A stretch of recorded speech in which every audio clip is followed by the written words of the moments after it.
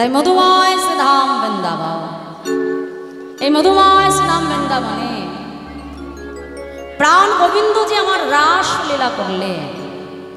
এইবার আসতে মায়েরা শান্ত হয়ে আমার দিকে তাকাও। এতক্ষণ যেমন শান্ত হয়ে বসেছিলে একটু শান্ত হয়ে। শ্রীল রূপ গোস্বামী পাদ তার উজ্জ্বল নীলমণি গ্রন্থে কলম দিয়ে বললেন রসনাং সমূহ রাস। আস্তে আস্তে বললেন রসনাং সমূহ রাস, অর্থাৎ সকল রসে নির্যাস বস্তু হলো রাস। এই যে মায়েরা তত্ত্বগুলো বুঝে নাও ভালো করে। রাস তোমরা অনেক আস্বাদন করতে পারো। দেখো মা, আজকাল এই যে কীর্তন, আজকাল কিন্তু আমাদের এই কীর্তনের সংজ্ঞাটা অন্যরকম হয়ে যাচ্ছে।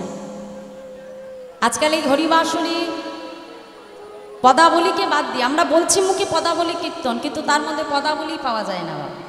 নাচানাচি হয়ে যাচ্ছে, ভজন হয়ে যাচ্ছে, উদ্যম নৃত্য হয়ে যাচ্ছে। একটা কথা আমাদেরকে জানতে হবে মা, আস্তে এই যে লীলাগুলো যে ভগবান তিনি প্রকাশ করেছিলেন, মহাপ্রভু এই যে লীলাগুলো তিনি প্রকাশ করেছিলেন, শাস্ত্রে বলছি যে অন্তরঙ্গ ভক্ত শনে প্রভু করে লীলা রস আস্বাদন, আর বহিরঙ্গ ভক্ত শনে প্রভু করে হরিনাম সংকীর্তন। তাহলে প্রভু যখন হরিনাম সংকীর্তন করতেন নগরে নগর, তখন মহাপ্রভুর সঙ্গে অগণিত ভক্ত থাকতো বাবা। কিন্তু মহাপ্রভু যখন লীলা প্রকাশ করতেন, তখন সেই গম্ভীরার মধ্যে 3.5 জন অন্তরঙ্গ ভক্তকে সঙ্গে লয়ে মহাপ্রভু সেই লীলাকে প্রকাশ করতেন না। তাহলে যেখানে কোনো পুরুষের প্রবেশ নিষেধ ছিল, কোনো নারীর প্রবেশ নিষেধ ছিল মা, তাহলে সেই রসলীলাকে আমি প্রকাশ করতে গিয়ে যদি আমি হরিবাসনের মধ্যে দাঁড়িয়ে উদ্যম নৃত্য করি মা, আমার নৃত্যের মধ্যে যদি কোনো ভঙ্গি না থাকে, কোনো শ্লীলতা না থাকে মা, তাহলে জানবে সেই হরিনামে কিন্তু মহাপ্রভু কখনো সন্তুষ্ট হয়। আমি এখানে দাঁড়িয়ে উদ্যম নৃত্য করলাম মা, জানবে সেই নৃত্যে কখনো ভগবান সন্তুষ্ট হয় না। হতে পারে ভক্তের মনোরঞ্জন হবে, আমি যদি নেচে নেচে গান গাই, ভজন গাই, নাচানাচি করি, ভক্ত আনন্দ পাবে। কিন্তু একটা কথা জানতে হবে, ভক্তের মনোরঞ্জন করবার জন্য কীর্তন নয়। কীর্তন আমাকে করতে হবে সেটা পদাবলীকে আশ্রয় করেই করতে হবে। এরপর যেটুকু ভক্তকে আমি আনন্দ দান করতে পারবো, সেটা লীলাকে বজায় রেখে লীলার শেষে একটু আনন্দ আমরা করব। কারণ একটা অনুষ্ঠান আমরা করি বাবা, এটার জন্যই করি যে সবাই একটু আনন্দ পাবো, আনন্দ হবে শেষে, কিন্তু লীলাকে বাদ দিয়ে না, লীলাকে বজায় রেখে, নিত্যশ্লীলতাকে বজায় রেখে আমাদের সেই লীলা প্রকাশ করতে হবে। আজকে বললেন যে রসনাং সমূহ রস, অর্থাৎ সকল রসের নির্যাল বস্তু হলো রাস। রয়াকার দন্তেশ্বর রাস, অর্থাৎ রতে আছে রাধারানী আর সতে আছে শ্যাম সুন্দর। অর্থাৎ একদিকে রাধারানী আর একদিকে গোবিন্দ, আর মাঝখানে কি রয়েছে একটা আকার, রয় আকার। তাহলে এই আকারটা কি মা? অর্থাৎ একদিকে জীবাত্মা আর একদিকে পরমাত্মা, আর এই জীবাত্মার পরমাত্মার মাঝখানে রয়েছে একটা প্রাচীর, অর্থাৎ কামনা বাসনার প্রাচীর। যেদিন এই কামনা বাসনার প্রাচীরটা আমরা সরিয়ে নিতে পারবো বাবা, সেই দিনই এই জীবাত্মার সঙ্গে পরমাত্মার মিলন হবে। নি তাই গৌর হরি হরি। কারণ সাধন তত্ত্ব না জানলে কখনো সাধ্য বস্তু পাওয়া যায় না। ভগবান যে বৃন্দাবনে রাসলীলা করলেন, এই রাসলীলা করবার পিছনে ভগবানের কারণ ছিল দুটি। মন দিয়ে শুনবেন, এই কথাটা কেউ জানতে চেয়েছেন কোনো ভক্ত, ভগবান কেন রাস করেছেন? ভগবান যে রাস করলেন এর পেছনে কারণ হলো দুটো। এক হলো কামদেবের অহংকার চূর্ণ, আরেকটি হলো ব্রজগোপীদের মনোবাঞ্ছা পূরণ। কামদেবের 5টি বাণ, আর এই 5টি বাণের মধ্যে সর্বশ্রেষ্ঠ বাণ মদন বাণ। যাকেই নিক্ষেপ করে সেই পরাজিত হয়। ভোলানাথকে পরাজিত করলো, ব্রহ্মাকে পরাজিত করলো, বাকি রইল কি বিষ্ণু।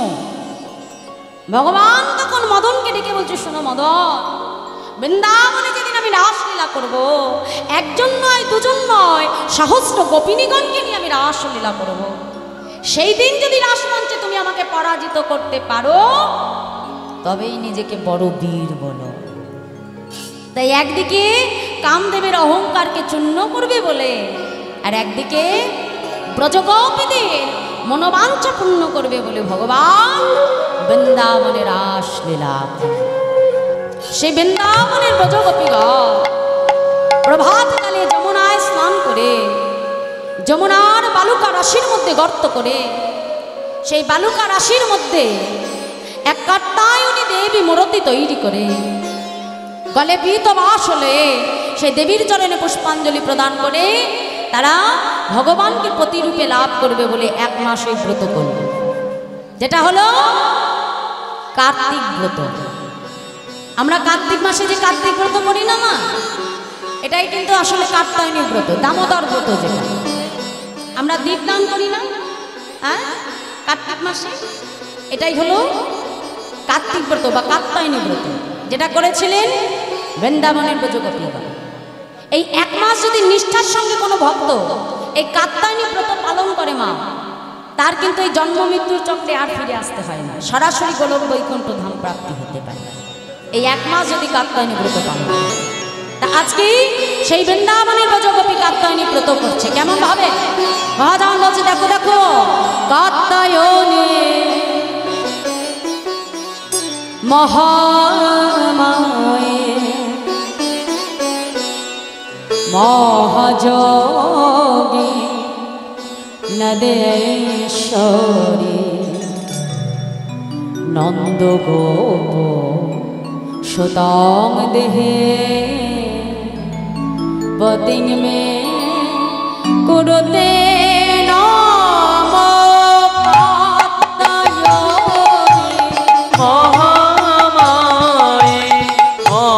মহাযোগী নদেশ্বরী নন্দ গোপ সুতং দেবী প্রতিমে কুরুতে নমঃ।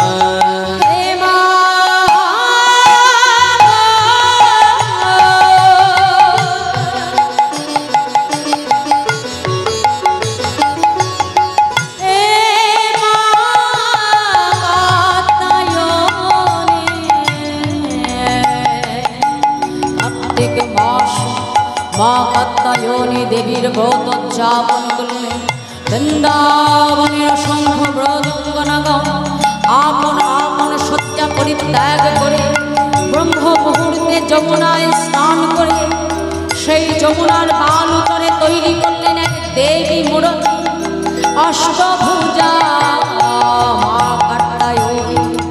সেই দেবীর চরণে পুষ্পাঞ্জলি প্রদান করে গলগ্নিবৃত বাসে চাইলেন তারা বল, হে মা কাত্যায়নী, হে মা মহামায়া, হে মা মহাযোগেন নদেশ্বরী, তুমি আমাদের এই বর দাও আমরা যেন নন্দের নন্দন কৃষ্ণকে প্রতিরূপে সেবা করতে পারি।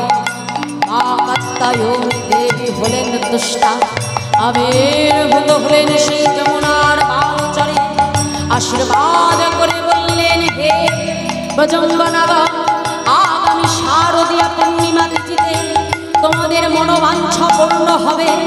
আজ সেই রজনী, আজ সেই লগ্ন, আকাশে পূর্ণ চাঁদের উদয় হয়েছে, আলোয় আলোকিত হয়ে উঠেছে সমস্ত বৃন্দাবন, চারিদিকে নানা জাতির পুষ্প বিকশিত, ফুলের গন্ধে মাতোয়ারা ভ্রমর এহেন শোভাময় রজনী দর্শন করে ভগবান মেতে উঠিলে।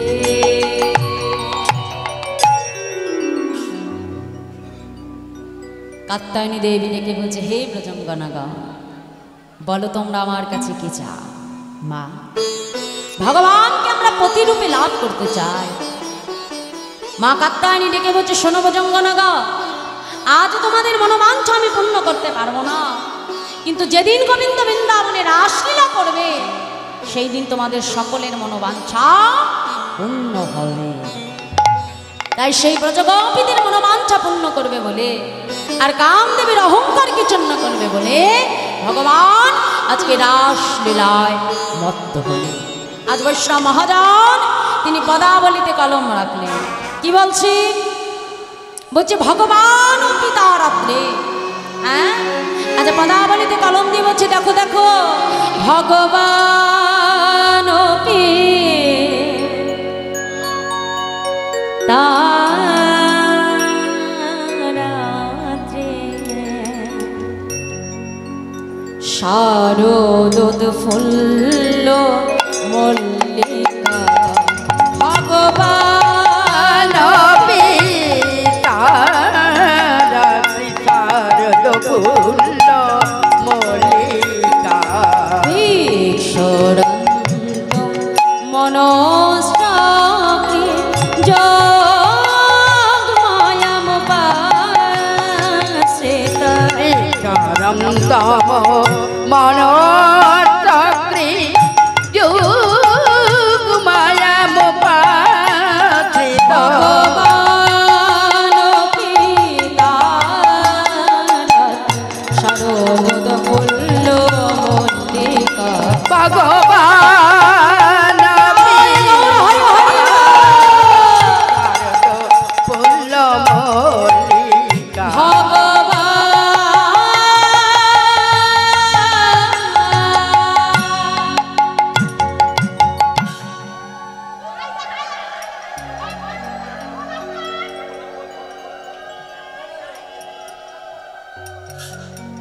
ভগবান ও পিতারাত্রি মানে ভগবান হয়ে ও পিতারাত্রি কোন রাত্রি না সে শরৎকালের উৎফুল্লময় রজনী দর্শন করে বিক্ষরান্তং মনস্রাকি ভগবানের আজকে বিশেষ করে বিলাস করবার বাসনা জন্মালো। তাই ভগবান কি করে মুরলিটি করে লয়ে যোগমায়া উপাশ্রিতা মা যোগমায়াকে আশ্রয় করে মা যোগমায়াকে আশ্রয় করে মুরলিটি করে লয়ে ভগবান ছুটে যাচ্ছে বনপদ ধরে। তা বনের শোভাটা কেমন হয়েছে গো মাইরা? আজকে মহাজন তিনি পদাবলিতে কলম দিয়ে বলছে দেখো দেখো দিবা শারদ চন্দ্র পবন মন্দ বিপিনে ভরালো কুসুম গন্ধ রে আহারে আহারে আহারে শারদ পাবন বন্ধ বিপিনে বাদাল কুসুম গন্ধ দে আহারে আহারে আহারে কিবা ফুল মল্লিকা মালতে ফুল্ল মল্লিকা মালতী যুথি ফুল মল্লিকা মালতে আর ফুল্ল মল্লিকা মালতী যুথি মত্ত মধু কর ধরণী কিবা মত্ত মধুকর ধরণী মত্ত মধুকর বরণী মত্ত মধুকর বরণী মত্ত মধু ভ্রমর মেতেই উঠেছে কত মধুকর কত মধুকর ভ্রমর মেতেই উঠেছে রে আহারে আহারে আহারে মাতাল ভ্রম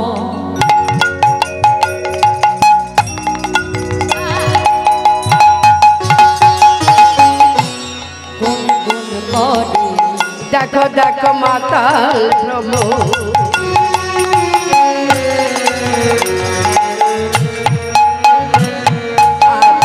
গুন গুন করে আজ মাতাল ভ্রমর গুনগুন করে আজ মাতাল ভ্রমর গুনগুন করে আজ বেশি মধু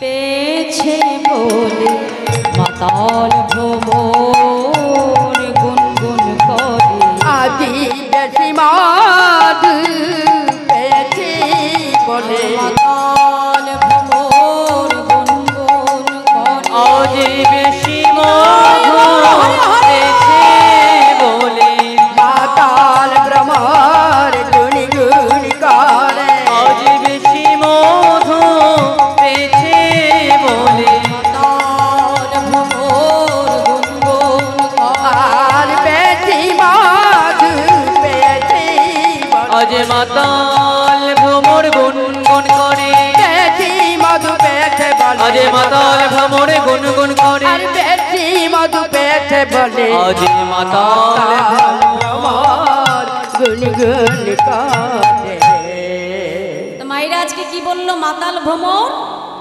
হ্যাঁ মাতাল ভ্রমর কি করছে জোরে বলো গুনগুন করছে তাই না তা এটা ভ্রমরের কাজ কি গো মায়েরা ভ্রমরের কাজ কি ফুল থেকে মধু সংগ্রহ করা তাই না তাহলে আজকে ভ্রমরটা ফুলের কাছে যে ফুল থেকে মধু সংগ্রহ করছে না কি করছে ফুলের কাছে যে শুধু গুনগুন গুনগুন গুনগুন গুনগুন গুনগুন করছে ফুলগুলো ভ্রমরকে ডেকে বলছে রে ভ্রমর নিত নিতই তো তুই মধু পান করিস আর নিত নিতই তুই আমাদেরকে উচ্ছিষ্ট করে দিস হ্যাঁ কিন্তু দেখ আজ আমরা বড় আশা নিয়ে ফুটে আছি গোবিন্দ সেবায় লাগবো বলে।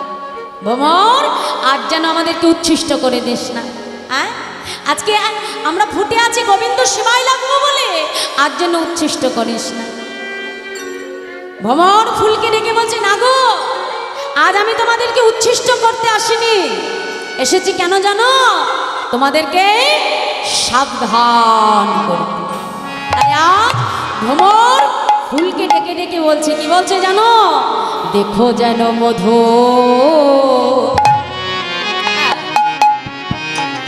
ঝরে পড়ো না দেখো নিতাই গৌর হরি হরি বল। ঝরে পড়ো না দেখো যেন মধু ঝরে পড়ো না বলি দেখো যেন মধু ঝরে পড়ো না মধু ঝরে গেলে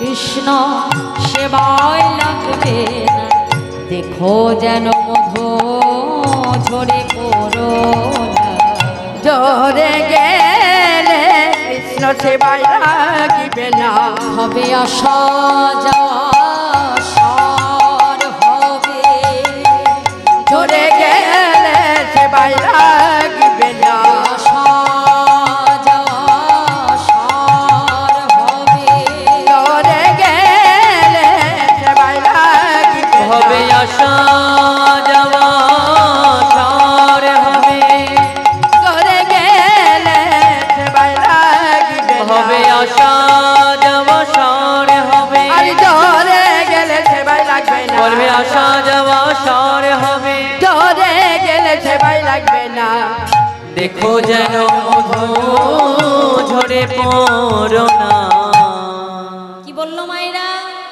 কথাগুলোই ডুব দিতে হবে কি বললো মধু ঝরে গেলে কৃষ্ণ সেবায় আর লাগবে না। দেখো আজ আমরা এখানে যে এসেছি সবাই কিন্তু এক একটা প্রস্ফুটিত ফুল এসেছি কেন গোবিন্দ সেবায় লাগবো কি মাইনা তাই না দেখো একটা গাছে কিন্তু একসঙ্গে অনেক ফুল ফোটে কিন্তু সব ফুল কি গোবিন্দ সেবায় লাগে কি আমার মায়েরা কথা বলো কিছু ফুল দেখো আমরা তুলে এনে মালা গেঁথে গোবিন্দের গলায় পরিয়ে দিই যেমন একটা গাছে রজনীগন্ধার ফুল সেই ফুল দিয়ে মালা গেঁথে আমরা গোবিন্দের গলায় পরাই আবার একই রজনীগন্ধার মালা সব দেহের গলায়, মানে মৃত ব্যক্তির গলায় মালা হয়ে শ্মশান ঘাটে যায়। আবার কিছু ফুল গাছে থেকে শুকিয়ে ঝরে পড়ে যায়।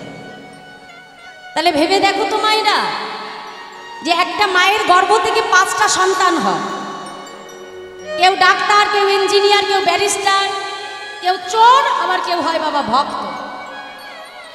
আস্তে আস্তে, এদিকে কথা হচ্ছে কেন, একটু আস্তে।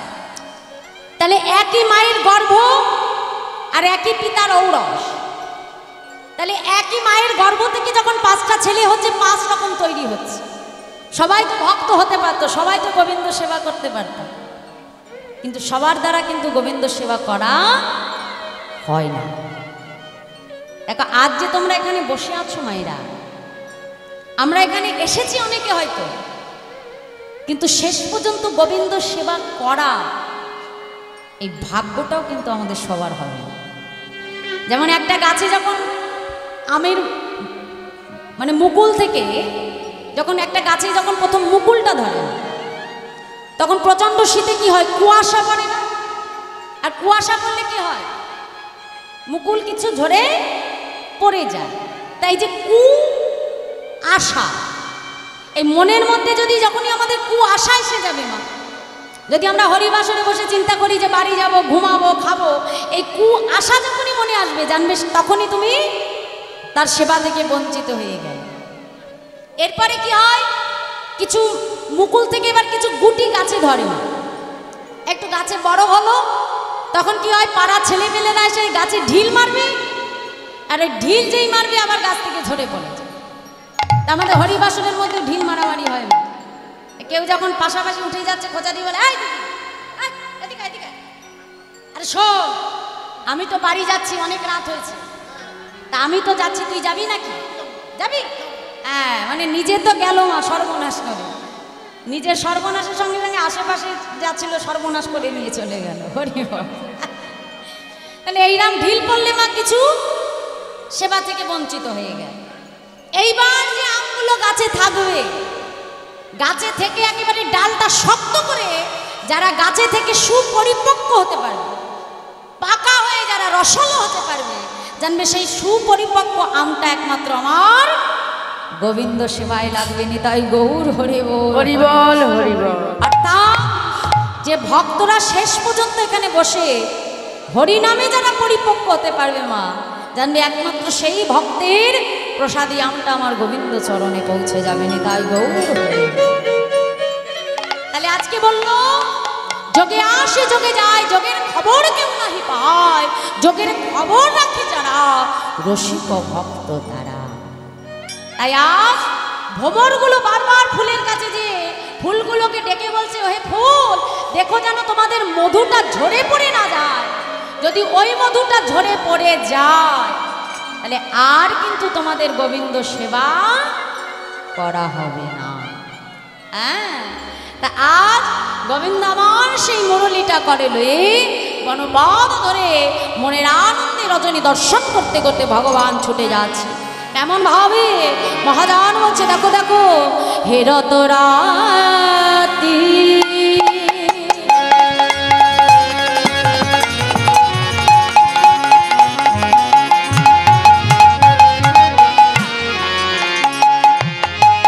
ওই ছনভাতি শ্যাম মহানা মদনে মতিরে, হে রতরাতি,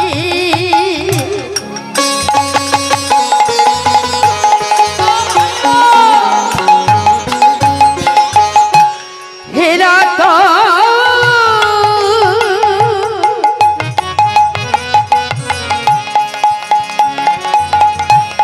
হে রতরাতি,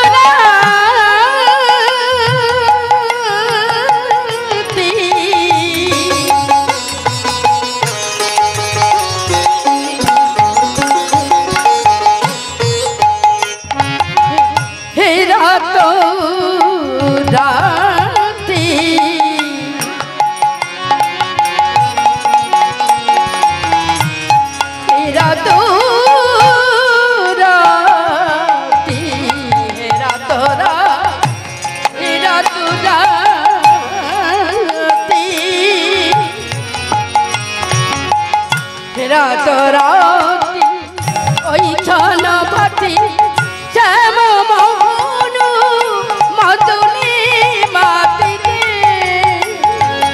আজ মদন মোহন আমার মদনে মাতলো। দেখো দেখো হরি হরি বল। মদনী মাতি আজ মদন মোহন আমার মদনে মাতলো।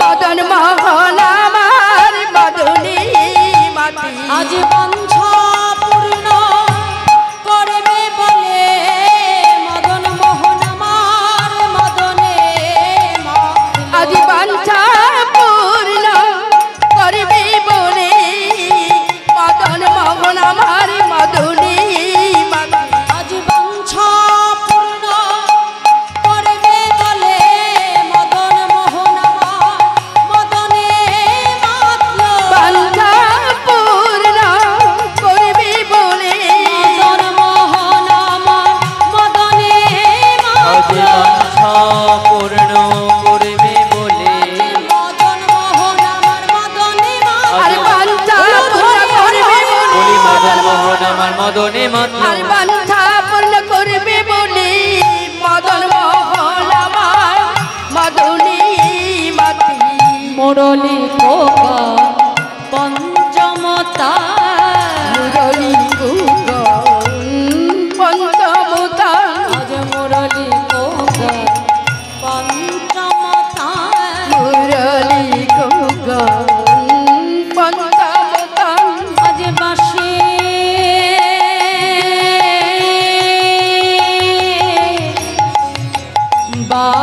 বাজিও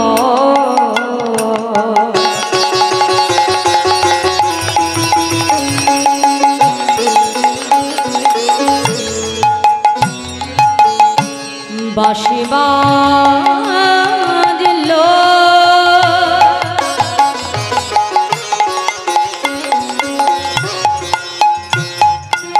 ওই বৃন্দাবনে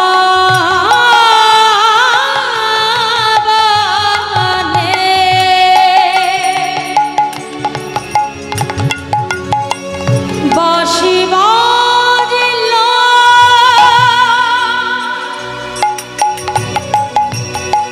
বৃন্দাবনে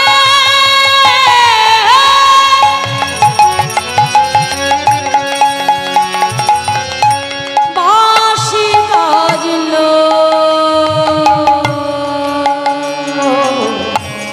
বৃন্দাবনে বাঁশির শৈলী ও জান বহে মৃত তরুলতা হয় কুঞ্জরিত বাঁশি বাজলো বৃন্দাবনে বাঁশি বাজলো বৃন্দাবনে বাঁশি বাজলো বৃন্দাবনে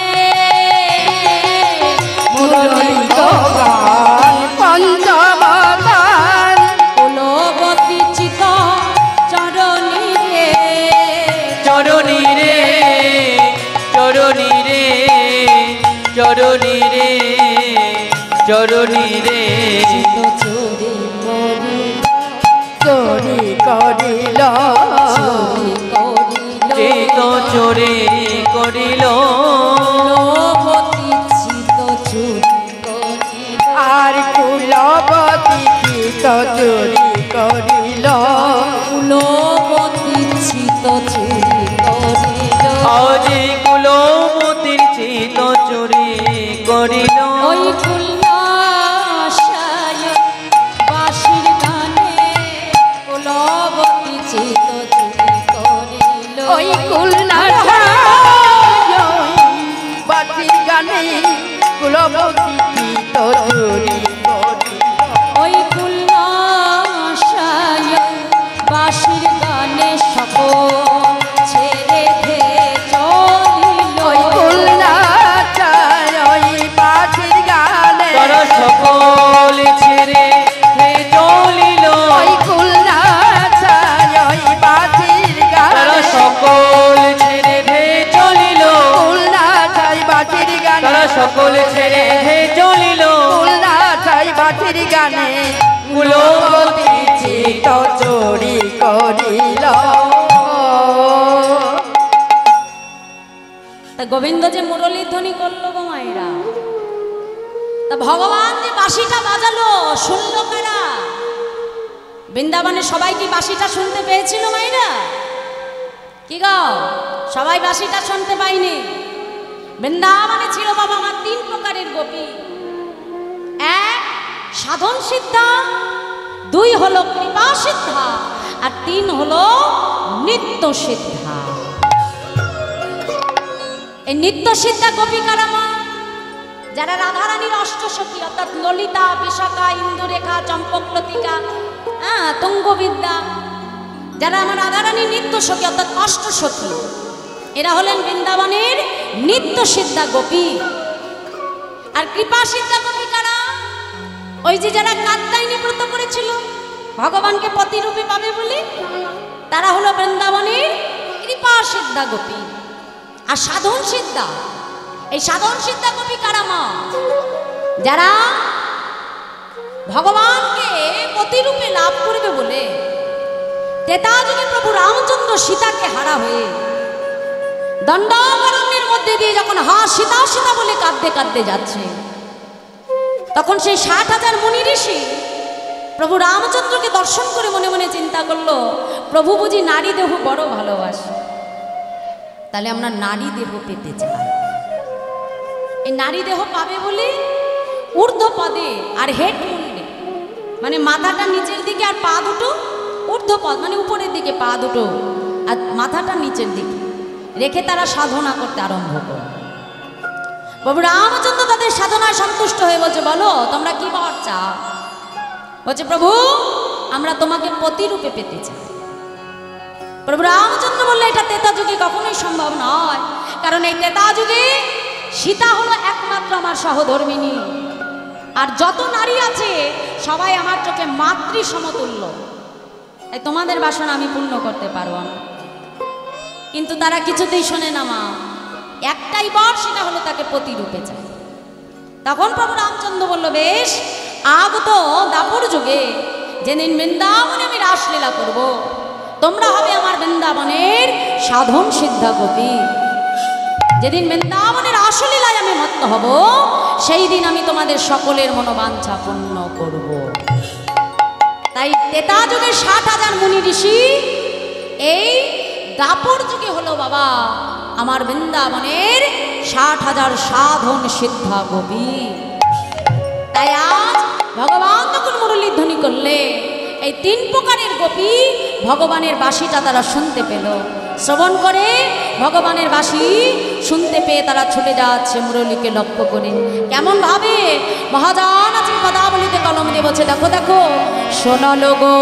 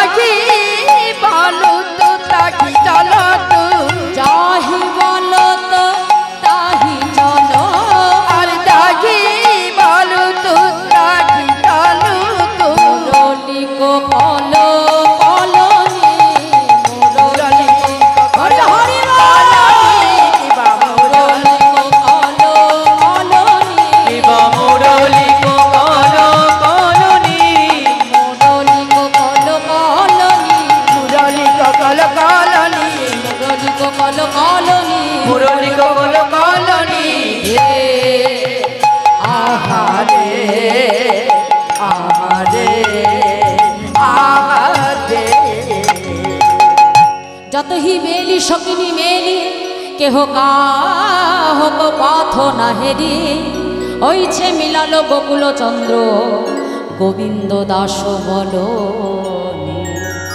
বিপিনে মিলালো গোপনা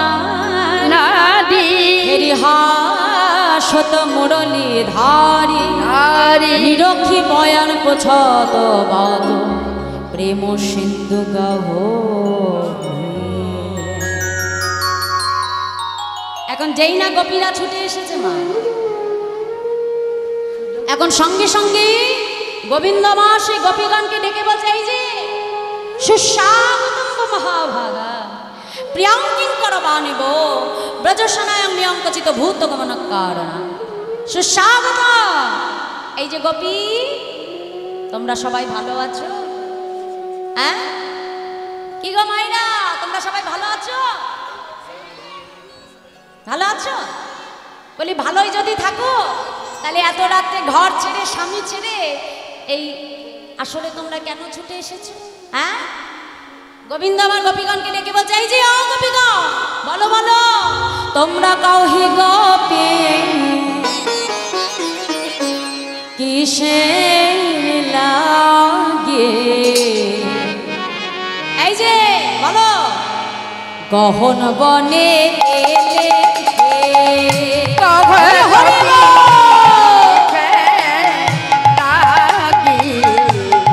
কখন বনিয়ে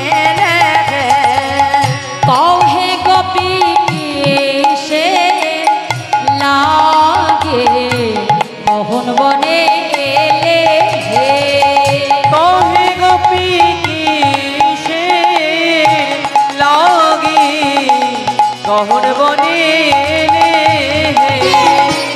যাহো যাহো যাহো গোপী, যাহো নিজ ঘরে গোপী কি মনে কেন কদাচি মোর শনে নহে ব্যবহার, আরে গোপী কি মনে কেন আর কহে গোপী সে লাগে মোহন বনে এলে হে। কহে গোপী কি লাগি মনে কেন এই যে, তোমরা না সব বৃন্দাবনে সতী নারী, কি গো তোমরা তো বৃন্দাবনে সতী নারী, তা বলি এত রাত্রে যে ঘর ছেড়ে স্বামী ছেড়ে এই গভীর বনে এসেছো, তা কেউ যদি তোমাদেরকে দেখে ফেলে অসতী বলবে, বিচারিণী বলবে, ভালো লাগবে? হ্যাঁ তাছাড়া জানো না এই যে শাস্ত্রে কি বলছে, নিজ পতি ছেড়ে যেবা পরপতি ভজে গোপী কিসের লাগি গহন বনে এলে হে। কি বললো? নিজ পতি ছেড়ে যে বা পরপতি ভজ, মানে নিজের স্বামীকে ছেড়ে যে পরের স্বামী নিয়ে টানাটানি করে মা, তাকে কি বললো?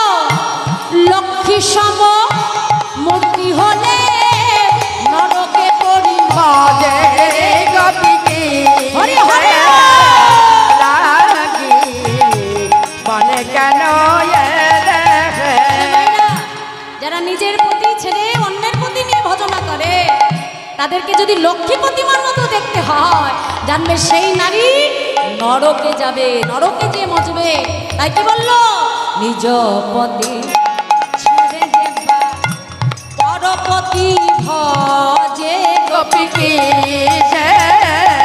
লাগি মনে কেন লক্ষ্মী সম মূর্তি হলে নরকে পরে বাজে গোপী কি হলো ধরে হরি হরি মনে কেন তোমরা কহে গোপী সে লাগে গহন বনে এলে হে। আর কহ গোপী কি লাগি মনে কেন এই যে ও গোপীগণ, যাও যাও চলে যাও বলছি, চলে যাও। এখন নিজে বন থেকে বাঁশি বাজিয়ে ডেকে এনে ঘর থেকে মা এখন গোপীগণকে ডেকে বলছে চলে যাও। এ তোমার বান্ধবী যদি তোমাকে ডেকে বলে, এই শোন কালকে আমার বাড়িতে বৈষ্ণব সেবা হবে, মধ্যাহ্ন সময় তুই যে প্রসাদ পাবি। এখন নেমন্তন্ন করার পর মা তুমি মধ্যাহ্ন সময় যথারীতি গেলে, এখন যাবার পরে যদি তোমার বান্ধবী তোমাকে ডেকে বলে, এই দিদি